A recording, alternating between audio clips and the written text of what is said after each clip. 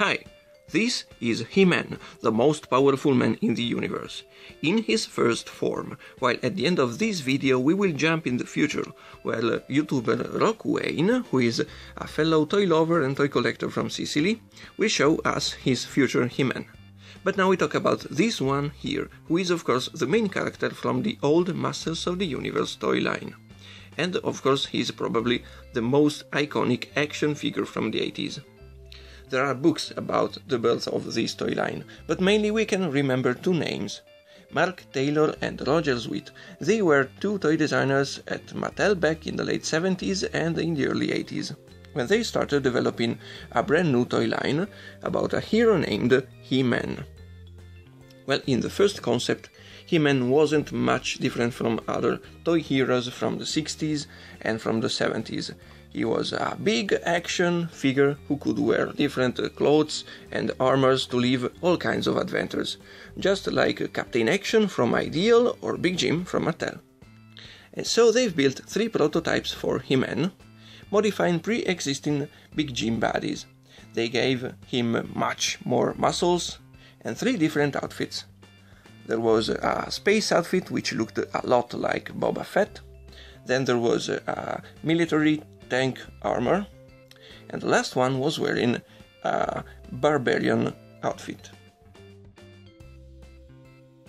Then the idea changed a lot and evolved into a 5 inches scale action figure like this one, which was a quite uncommon choice back in the day, when most of the action figures around were still big action figures with clothes, just like Mego superheroes or Big Jim.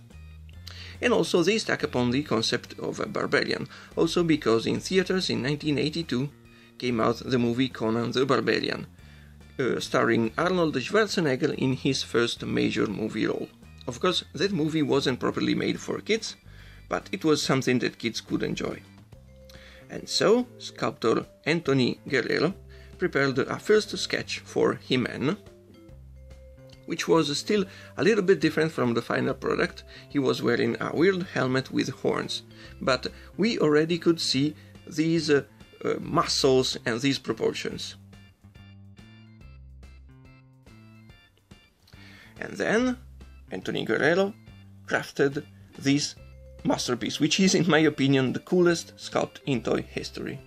These muscles are simply awesome. His proportions, his hands, and also his face is so cool. He's not just a square-jawed, polite superhero. He's angry, he's a barbarian. Well, Mattel gave He-Man a built-in action feature. We can twist his waist and he will punch back. It's simple, but it works, and it gives him much more play value. He-Man can move his arms up and down. His legs are tied together by a rubber band, and his head can rotate from side to side, and it's made in soft rubber. They also gave He-Man a few accessories and a mini comic, in which we can read the beginning of He-Man's adventure. He-Man was the strongest and the bravest man on planet Eternia. He left his barbaric tribe to protect Eternia from evil forces, and when he saw a sorceress in peril, he saved her, so she gave him these weapons, which were built by an ancient, evolved civilization before the Great Wars. This armor was built with ancient technology and could give He-Man even more strength and make him invincible. He-Man's duty was now the one to protect a half of the Power Sword, while the other half was already in the hands of evil wizard Skeletor. Whoever would have been able to join the two halves of the Power Sword back together would have gained amazing powers, and would have been able to uncover the secrets of Castle Grayskull.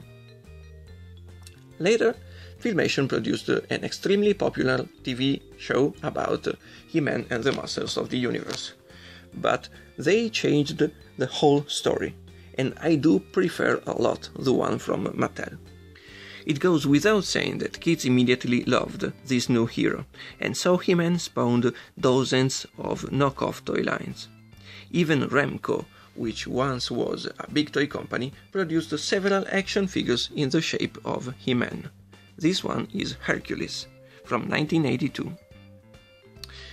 Also, one popular knockoff toy line were the Galaxy Warriors, produced by Sungold. Here we have Magnon, which is definitely uglier than He-Man, but he's a cool toy anyway.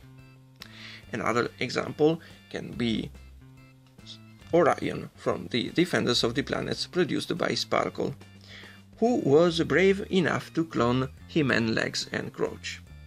But, of course, the strongest and the coolest of them all is always He-Man. There are still many things we could tell about He-Man, but for now this is enough, I would say. This toy is simply awesome. He's a piece of history, and he's been in my dreams for decades. I just love this toy. And now we get ready to jump a few years in the future, where we will meet YouTuber ROCKWAYN. Ciao!